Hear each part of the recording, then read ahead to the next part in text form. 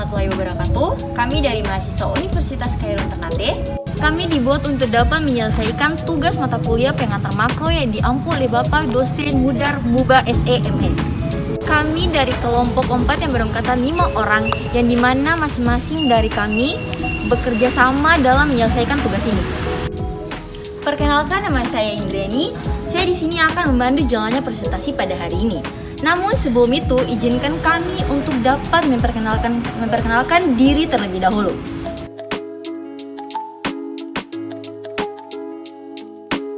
Untuk menyisihkan waktu, kami langsung saja beralih ke video presentasi kami. Di sini saya akan menjelaskan terkait dengan pengertian perekonomian 3 sektor, yang dimana ekonomi 3 sektor adalah perekonomian yang meliputi kegiatan dalam sektor perusahaan, rumah tangga, dan pemerintah. Dengan demikian, dalam menganalisis perekonomian 3 sektor, pada hakikatnya akan diperhentikan peranan dan pengaruh pemerintah atas kegiatan dalam sesuatu perekonomian. Berikutnya akan saya lanjutkan pada materi berikutnya, itu materi kedua, pengaruh permintaan dalam perekonomian 3 sektor. Pengaruh permintaan dalam perekonomian 3 sektor terbagi atas 4 subbagian. Yang pertama, pemerintah dapat menjadi peranan sentral sebagai pengatur perekonomian yang terjadi di masyarakat. Berikutnya yang kedua, pemerintah berpengaruh juga menjadi peranan sebagai konsumen produk barang dan jasa.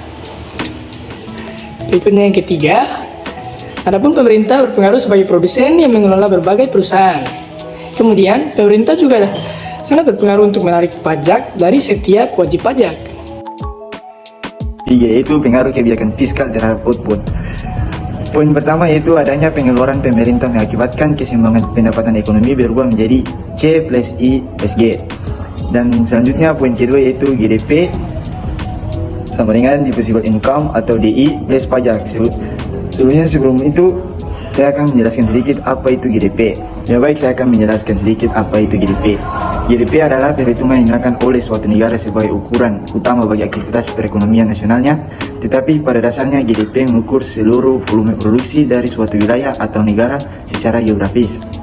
Dan selanjutnya saya akan menjelaskan tentang DI, disposable income atau pendapatan yang disiap dibelanjakan, adalah pendapatan yang dimanfaatkan guna membeli barang dan jasa konsumsi, dan selebihnya menjadi tabungan yang disalurkan menjadi investasi.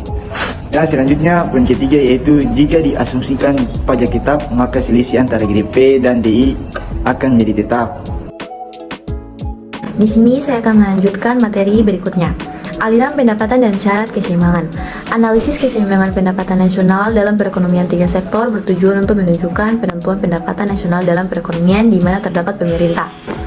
Untuk memahami analisis tersebut dengan baik, perlu terlebih dahulu disadari pola aliran pendapatan dan pengeluaran yang berlaku dalam perekonomian dan syarat keseimbangan pendapatan nasional dalam perekonomian 3 sektor tersebut.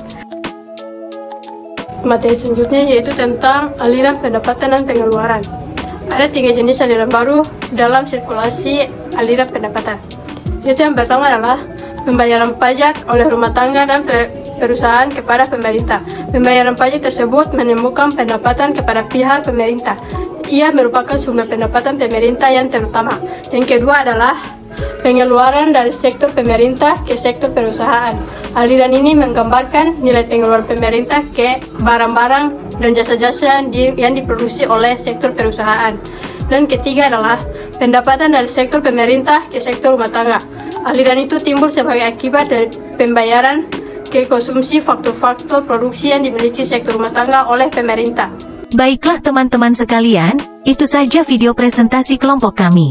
Maka dapat kita simpulkan bahwa perekonomian 3 sektor merupakan perekonomian yang terdiri dari sektor-sektor rumah tangga, perusahaan dan pemerintah. Kedua aliran pengeluaran pendapatan ini akan mengubah pola aliran pendapatan dalam perekonomian.